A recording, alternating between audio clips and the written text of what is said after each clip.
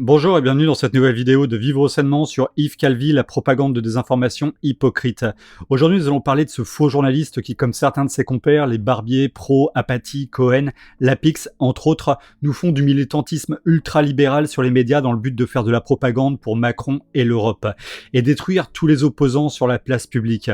Ces gens-là sont extrêmement dangereux car ils cautionnent le capitalisme sauvage et nous font du conditionnement progressif pour nous amener à trouver acceptable l'inacceptable. Je vous invite à partager cette vidéo très rapidement sur les réseaux sociaux avant qu'elle ne soit encore censurée sur les groupes Facebook. Je vous invite également à signer la pétition pour la démission de Macron dans la description de cette vidéo avec toutes les sources citées. Allez, on commence tout de suite avec sa propre présentation. Droite ou gauche? Gauche, droite, et puis en même temps le centre. Droite ou gauche alors? Et ta sœur? Moi de toute façon, je suis au centre puisque je suis le présentateur. Là, au final, on ne peut être que d'accord avec sa présentation. Il n'est ni à gauche ni à droite, il est bien au centre avec Macron. Ça, c'est certain. Son seul dieu, c'est le capitalisme à outrance, avec le libre-échange pour faire beaucoup d'argent pour certains. Vous pouvez nous dévoiler le titre de l'émission ? L'info du vrai. Pourquoi l'info du vrai ? À l'heure des fake news, 2 heures de vraie info quotidienne pour comprendre l'actu, c'est vraiment pas du luxe. Vous pensez pas ? Bah si on pense que c'est génial, par contre avec lui, c'est pas possible. Ce gars-là, c'est le plus gros désinformateur et manipulateur des pseudo-journalistes. Allez, on regarde juste un petit extrait. Que savez-vous de l'organisation mondiale Bilderberg, moi je n'en avais jamais entendu parler, qui réunit chaque année les personnages les plus influents du monde? Vous connaissez ça, vous? Non. Bon. Bah voilà. Je connais Davos. Bilan direct, Je connais la Bilderberg. Tricontinentale, je connais Davos, mais je connais pas... Mais en tout cas, je ne connais pas du tout cette organisation, donc j'en dirai rien sur C'est peut-être une invention d'un téléspectateur. Peut-être qu'il voulait vérifier qu'on le laisse. Là, on sent bien le ramassis d'hypocrites, genre des journalistes qui ne connaissent pas Bilderberg. Dans ce cas-là, il faut qu'ils changent de métier. Ils sont en plus dans une émission qui est titrée « Qui gouverne le monde ?» Donc les invités sont censés être des experts sur ce domaine. Le groupe Bilderberg réunit régulièrement depuis 1954 dans le plus grand secret chefs d'entreprise, hommes politiques, journalistes puissants du monde entier. Le but officiel de ces rencontres est simplement de rassembler des personnes de pouvoir, d'y partager des informations confidentielles et des analyses dans l'espoir d'influer sur le cours des idées et sur le comportement des acteurs présents. Jean-Louis Gergorin, ex-vice-président de ADS, a déclaré « Le Bilderberg est un club à géométrie variable. C'est une structure de réflexion qui a un noyau dur avec quand même une certaine base idéologique, mais qui a une fonction de dialogue en dehors de cette base idéologique, ce qui peut apporter comme des mouvements d'idées, comme des mouvements politiques, économiques ou sociaux. » On voit très bien qu'ils sont tous avec un sourire hypocrite. Ils tournent le sujet en dérision pour ne surtout pas y répondre. C'est du mensonge, de la désinformation totale de gens censés nous informer. Il termine sur « C'est peut-être un spectateur qui a de l'humour ». Alors que la question était « Que pensez-vous du groupe Bilderberg qui réunit les personnages les plus influents du monde ?» Je vois pas où le Calvi y voit de l'humour dedans, mais bon, ça lui permet de passer la question. Varoufakis, c'est qui chez nous? Enfin, vous comprenez, on doit toujours chercher par des... Je pense que c'est un étudiant attardé, Varoufakis. Une espèce de gauchiste qui continue à être C'est un révolutionnaire. fort en gueule. Il est révolutionnaire comme on est révolutionnaire au boulevard Saint-Germain. C'est-à-dire qu'il a un train de vie avec une épouse. Un révolutionnaire en tweed, vous voulez dire? Un révolutionnaire en tweed avec une très grosse moto. On avait pu admirer dans Paris des Match, vêtements avec une piscine chez lui. Enfin, il a tout ce qu'il faut pour vivre. Et alors, c'est quoi son idéologie? Vous nous dites c'est un idéologue, c'est quoi? C'est une idéologie très gauchiste.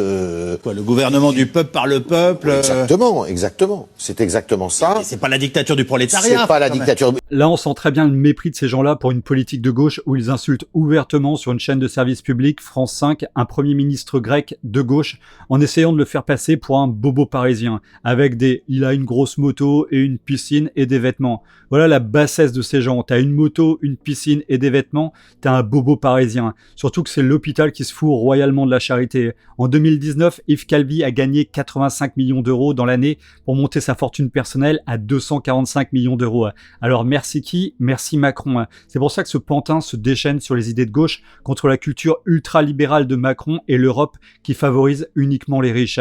Comme on peut le voir, si t'es un opposant à leurs idées, ils te mettent dans un sac pour t'étouffer avec mépris et insultes sur la place publique. Ces gens-là sont sans aucun respect des autres, méprisent le peuple comme on peut les entendre dire avec une idéologie très gauchiste et le Calvi qui répond « Quoi ? Le gouvernement du peuple par le peuple ?» Là, on se rend compte à quel point on retrouve la même haine que Macron a envers le peuple. C'est genre le peuple qui aurait des droits, c'est Gueux qui prendrait des décisions. C'est vraiment écœurant. Ce journaliste payé avec nos sous nous vomit littéralement dessus et sur la démocratie.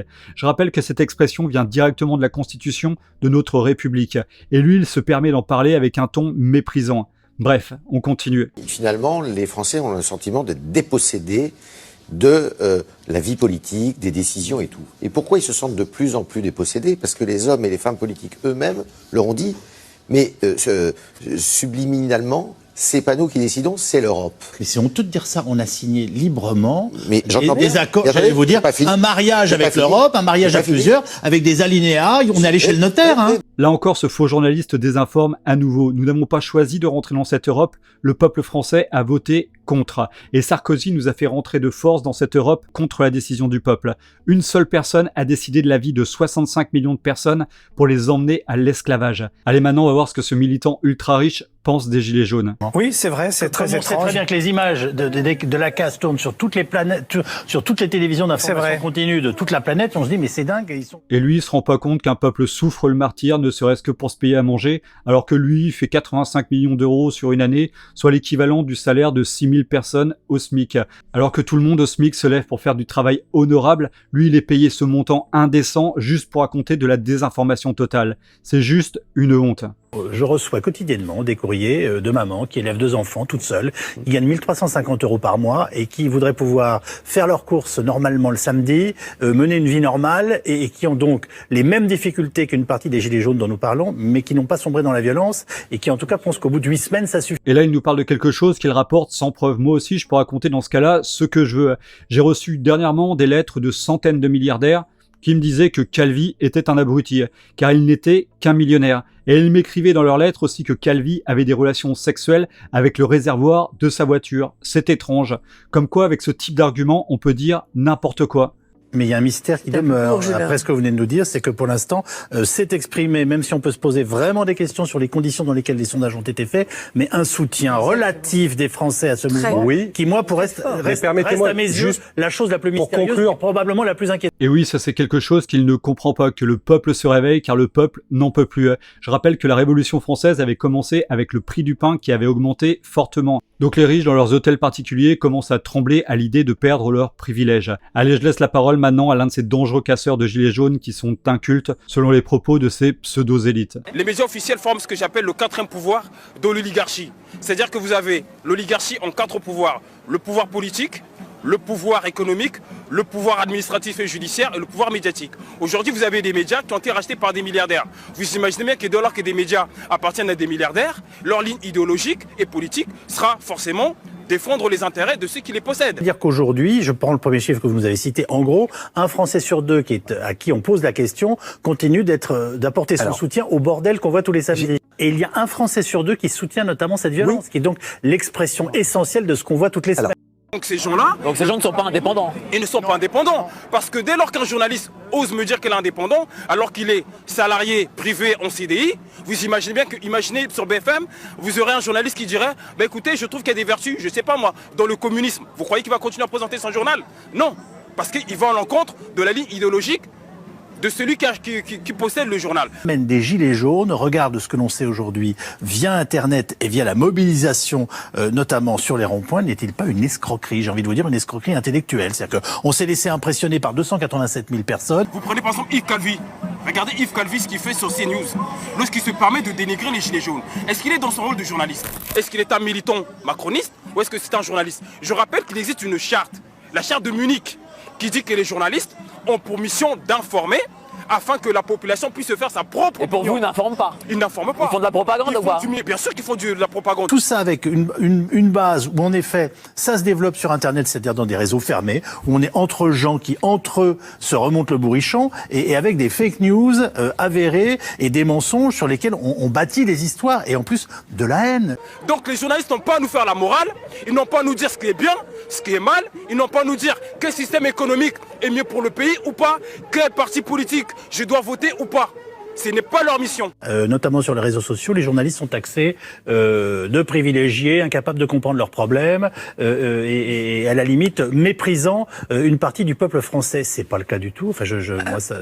Alors tout d'abord, bravo à ce gilet jaune qui a très bien exprimé la réalité des médias grand public de propagande. Il résume très bien le rôle du journalisme qui ne devrait relater que les faits journalistiques en toute neutralité. En gros, le contraire de cet imposteur de Calvi qui dans cet extrait fait encore l'hypocrite, prétendant ne pas comprendre pourquoi une très grande partie du peuple ne fait plus confiance dans ces gens. On s'interroge déjà notamment sur la façon dont les Gilets jaunes, d'une façon ou d'une autre, ont pu être financés depuis le début de cette crise sociale. Il peut y avoir des mains cachées qui orientent, et peut-être qu'elles ont été présentes. Moi, j'en sais rien, je ne vous donne pas une info. Et encore dans cet extrait, il montre du mépris et sort des arguments sortis de son imagination pour discréditer les Gilets jaunes. Les Gilets jaunes seraient financés par des puissances d'argent. On est en plein délire, sérieusement. C'est genre des milliardaires ou des lobbies qui aideraient les Gilets jaunes financièrement à protester tous les week-ends pour leurs acquis sociaux. C'est l'argument le plus idiot possible. En plus, en balançant son caca, il dit « j'en sais rien, je vous donne pas une info ». En fait, il insinue juste sous une forme de questionnement hypocrite.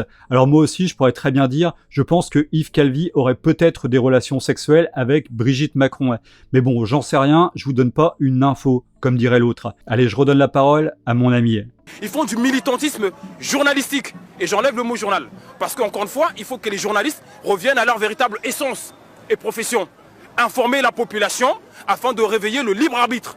Donc ce n'est pas Yves Calvi de me dire si les gilets jaunes c'est bien pour le pays ou pas. Lui, il doit juste donner les informations afin que moi, citoyen, je me fasse ma propre opinion. Franchement, rien à ajouter, il est super et j'espère que ces propos atteindront tout le monde. Nous devons tous nous réveiller, leur endoctrinement doit se terminer. Nous sommes le peuple et nous allons reprendre tous nos droits. Alors restez bien avec nous pour la dernière séquence, c'est juste du bonheur. Ce Calvi se fait littéralement démolir par Thomas Guénolé de la France Insoumise. Je ne peux m'empêcher de repasser cette séquence encore et encore. Vous allez voir, c'est du bonheur en boîte. Abonnez-vous également à la chaîne et rejoignez-nous sur Facebook pour rester en contact si la chaîne venait à être suspendue, car oui, ça pourrait arriver. Partagez aussi cette vidéo massivement sur les réseaux sociaux, car ma chaîne fut limitée en diffusion sur le sujet de la crise. Un dernier point, YouTube allait monétiser toutes les vidéos sur le sujet de la crise pour les grosses chaînes de news comme BFM TV. Alors j'ai ouvert une cagnotte pour tous ceux qui pourraient m'aider par une cotisation mensuelle. Je vous remercie vraiment tous d'avance. Donc pour cette dernière séquence, cet imposteur de journaliste ultra riche essaye de discréditer Jean-Luc Mélenchon sur sa compagne. Alors Thomas Guénolé intervient avec un très grand calme pour le remettre en place jusqu'au chaos sonnant et trébuchant.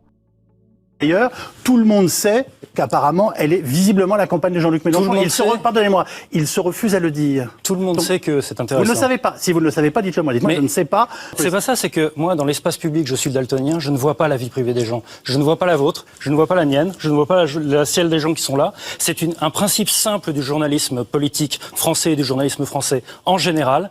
L'enquête, le journalisme s'arrête à la porte de la chambre à coucher. C'est pas moi qui le dis, c'est le canard enchaîné. Alors là, c'est juste une entrée en matière, mais vous allez voir que ça va monter en puissance, sans que même Thomas Guénolé ne s'énerve. Il reste juste d'un calme olympien et c'est du pur bonheur. Nous avons un désaccord sur la déontologie de vos méthodes sur ce point particulier. Je suis pas en train de vous, de vous mettre en procès. C'est pas le sujet. Je suis en train de vous dire que j'ai un désaccord fondamental avec ce genre de méthode et c'est pour ça que je vous demandais si vous approuviez les méthodes utilisées par votre journaliste. Nous avons un désaccord. Bien sûr, il avait tout à fait raison de poser cette question. Pour utiliser un adjectif qui est à la mode en ce moment, je pense effectivement, et nous sommes nombreux, nous sommes des millions en France à le penser, que le respect de la vie privée est sacré et que les journalistes aussi doivent le protéger en ne posant pas des questions sur la vie privée. Quel grand moment magique. Et attendez, c'est pas fini. Avec encore un grand sourire, il va continuer à l'envoyer dans les cordes. Sur le manque criant de déontologie journalistique de Calvi et d'autres de ses collègues de propagande. Ce n'est pas une méthode, c'est tout simplement une question à laquelle on peut apporter une réponse très simple et elle viendra sans doute en Justement non. Poser des questions sur la vie privée sort du périmètre de votre travail, me semble-t-il. Et jusqu'à présent, c'était une évidence dans le journalisme français. Je me désole que ce soit apparemment en train de changer. Et encore une fois, c'est pas particulièrement contre vous, c'est pas personnel, on se connaît pas. Et là maintenant, c'est le moment de l'apothéose, la cerise sur le gâteau. Il l'a enchaîné avec un crochet du droit, uppercut et balayette. Alors regardons le résultat. Alors, revenons-en quand même au fond des choses. Bien sûr. Je pense que vous ne vous êtes pas engagé, vous qui êtes politologue, dans une campagne comme celle, par exemple, des européennes, et aux côtés de Jean-Luc Mélenchon, pour vous retrouver à devoir répondre des questions comme celle que je suis en train de vous poser en ce moment même, c'est-à-dire celle qui touche au financement du parti. Non, là on parlait de la vie privée, je vous dis que ces questions n'ont pas à être posées par un journaliste français. Très bien, je vous dis que ces questions doivent évidemment être posées, mais si vous voulez bien, on va passer à autre chose. Là, je crois que c'est clair, l'imposteur est KO, il bégaye, on sent qu'il est dans un grand moment de souffrance. Il tente de changer le sujet, mais Thomas Guénolé le rattrape et lui assène un grand coup de bambou pour lui réveiller les neurones. Et vous, que pensez-vous de ce Calvi ? Voilà, cette vidéo est terminée pour aujourd'hui, j'espère que vous l'avez appréciée. Si c'est le cas, cliquez sur j'aime et partagez massivement sur les réseaux sociaux. Abonnez-vous à la chaîne si ce n'est pas encore fait et à très bientôt pour une prochaine vidéo sur Vivre Sainement.